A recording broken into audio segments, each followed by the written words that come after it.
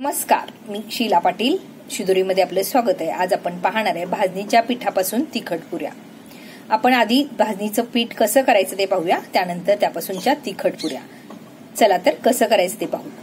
पिठाची भाजणी करण्यासाठी लागणारं साहित्य. इथं साहित्य घेताना कोणतंही एक भांडं घ्यायचं आणि सम प्रमाणात घ्यायचं असल्यामुळे त्याच भांड्याने घ्यायचंय. इथं आपण मिक्सरवर घरच्या घरी करायचंय, त्यामुळे मी इथं आमटी वाढण्यासाठी जी वाटी घेतो ती वाटी घेतलेली आहे आणि त्या वाटीच्या प्रमाणातच सगळं घेतलेलं आहे. इथं 1 वाटी ज्वारी, 1 वाटी बाजरी, 1 वाटी गहू, 1 वाटी तांदूळ, 1 वाटी हरभरा डाळ, 1 वाटी मूग डाळ, 1 वाटी उडीद डाळ घेतलेलं आहे. जर तुमच्याकडे काळं उडीद असेल तर घेऊ शकता, उलट ते अधिक उत्तम. मला मिळालेलं नाही त्यामुळे मी उडीद डाळ घेतलेली आहे. 1 वाटी धणे. हे सर्व त्याच भांड्याने सम प्रमाणात घ्यायचंय. आणि ह्या वाटीच्या निम्म्याने जिरे, 1 चमचा मेथी दाणे, हिंगडीचा खडा 2-3 असे खडे घ्यायचेत आणि 1 चमचा ओवा. एवढ्या साहित्यापासून आपण थालीपीठाची भाजणी करायची. सर्व धान्य आणि डाळी वेगवेगळं खमंग भाजून घ्यायचं, थंड करून दळून घ्यायचं आणि एका एअरटाईट डब्यामध्ये भरायचं. 2-3 महिने वरती छान राहतं. त्यापेक्षा जास्त ठेवायचं असेल तर हे पीठ फ्रीजमध्ये ठेवा. एकदा हे पीठ तयार करून घेतलं तर त्यापासून आपण वेगवेगळ्या प्रकारचे खमंग खुसखुशीत असे धपाटे, थालीपीठ, भाजणीचे वडे, रामगा आपण करू शकतो. आज ह्या भाजणीच्या पिठापासून आपण तिखट खमंग खुसखुशीत अशा तिखट पुऱ्या करूया. भाजणीच्या पिठापासून तिखट पुरी करण्यासाठी आपण इथं भाजणीचं पीठ घ्यायचंय. ज्या भांड्याने आपण पीठ घेतो भाजणीचं त्याच भांड्याने आपण ज्वारीचं आणि गव्हाचं पीठ घ्यायचंय. इथं मी 1 वाटी भाजणीचं पीठ, 1 वाटी ज्वारीचं पीठ, 1 वाटी गव्हाचं पीठ घेतलेलं आहे. पाऊण वाटी कोथिंबीर बारीक चिरून घेतलेलं आहे. 1 मोठा चमचा तीळ, 1 चमचा ओवा, खडा मीठ चवीनुसार घेतलेला आहे. खडा मीठ शक्यतो वापरा, म्हणजे चव अधिक छान येते. मिक्सरला बारीक करून घेतलेला आहे. तिखटाचं प्रमाण आपल्या आवडीनुसार वापरायचं आहे. मी इथं घरचं लाल तिखट वापरलंय, जे पिठल्यासाठी वापरलं जातं ते तुमच्याकडे नसेल तर तुम्ही लाल तिखट वापरू शकता. हिरवी मिरची सुद्धा ठेचून घेऊन वापरू शकता, त्याची पण चव खूप छान येते. निम्म हिरवी मिरची निम्म लाल तिखट सुद्धा वापरू शकता, पण ह्या लाल तिखटाची चव अधिक छान येते. धन जिरं पूड 1 चमचा, 15 ते 20 लसणाच्या पाकळ्या बारीक ठेचून घ्यायचंय.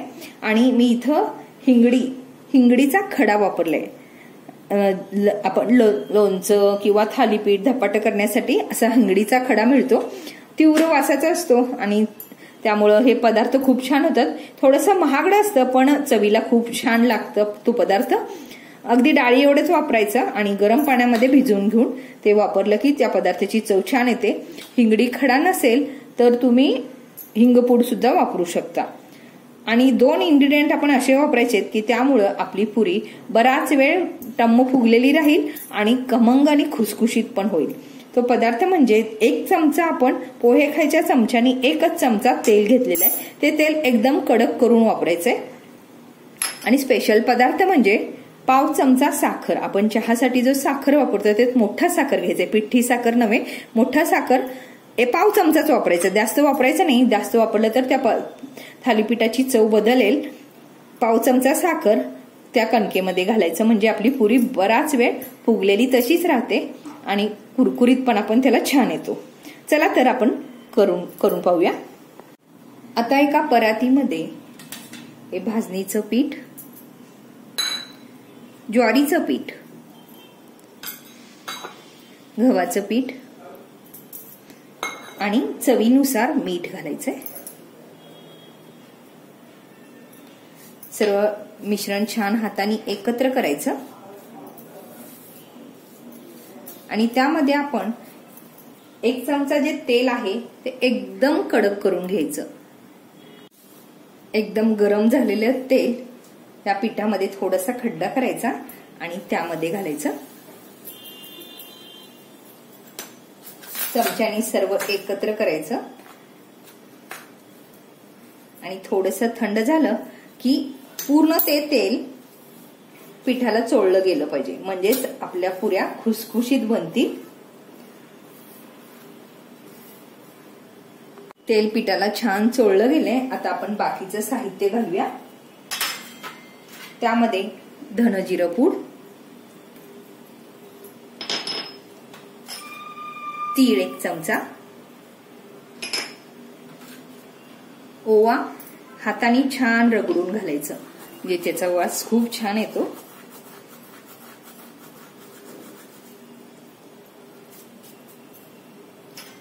लसूण आणि तिखट आपल्या आवडीनुसार घालायचंय. मी इथं 3 चमचे तिखट घालते. गरजेनुसार चवीनुसार आणखीन त्यामध्ये आपण बदल करू शकतो. आणि त्यामध्ये हा स्पेशल पदार्थ अगदी पाव चमचा साखर.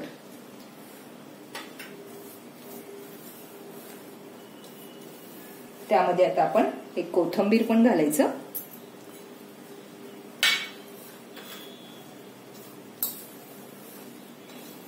आणि हिंगडीचं जे पाणी केलं होतं त्यातल्या गाठी पूर्ण सगळ्या विरघळून घेऊन एकसारखं करायचं.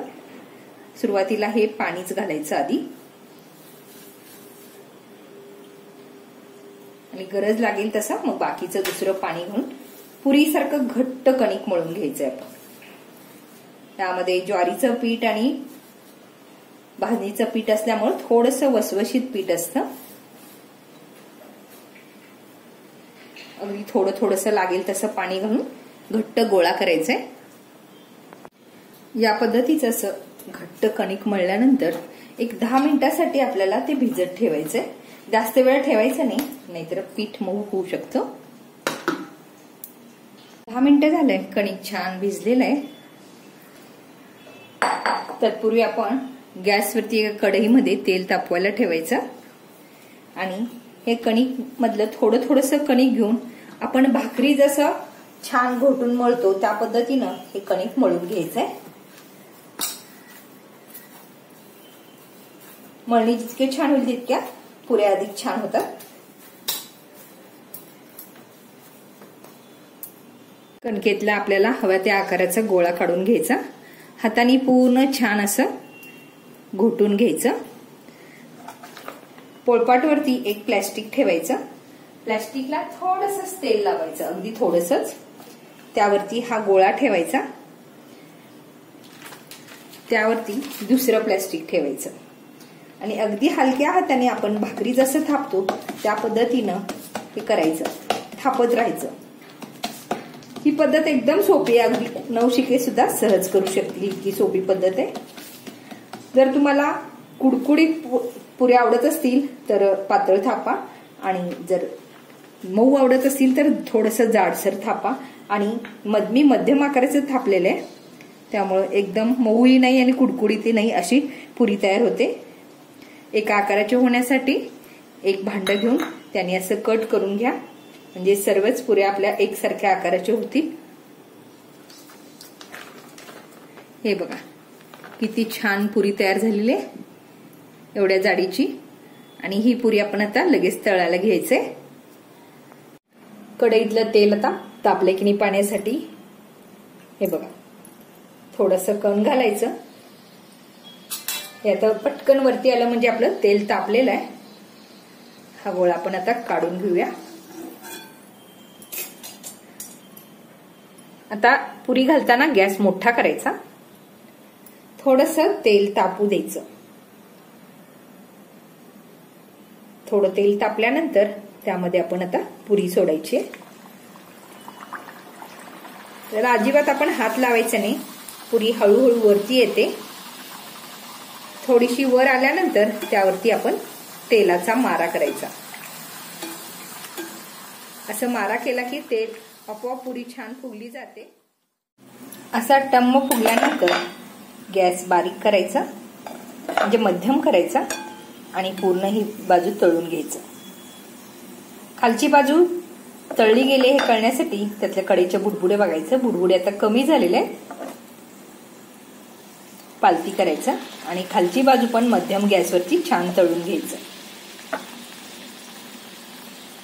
दुसऱ्या बाजूचे पण बुडबुडे तेलाचे कमी झालेले आहेत म्हणजे आपली पुरी छान तळली गेली आहे. ही पुरी आता आपण काढून घ्यायचं. पूर्ण तेल निथळू घ्यायचं आणि एका झाऱ्यावरती हे तेल गळायला ठेवून द्यायचं। हे बघा किती छान पुरी तयार झाली। ही तळलेली पुरी आपण एका टिश्यू पेपरवरती काढून घ्यायचं, म्हणजेच असलेलं एक्स्ट्रा तेल सुद्धा हे छान नितळून जाईल। हे बघा या पद्धतीने आपण बाकीच्या पुऱ्या पण तळून घेऊया। आपल्या तिखट पुऱ्या तळून तयार आहेत। हे बघा किती मस्त टम्म फुगलेल्या पुऱ्या तयार झालेल्या आहेत, चवीला पण खूप छान लागतात। तुम्ही या पद्धतीनं भाजणीच्या पिठाच्या पुऱ्या तयार करून पहा आणि त्याच्या प्रतिक्रिया द्यायला विसरू नका। रेसिपी आवडल्यास लाईक, शेअर, कमेंट करा आणि अजून तुम्ही शिदोरी या चॅनलला सबस्क्राईब केला नसाल तर प्लीज सबस्क्राईब करा। वेळ काढून माझी रेसिपी पाहिल्याबद्दल धन्यवाद। परत भेटू अशाच साध्या आणि सोप्या रेसिपी सोबत।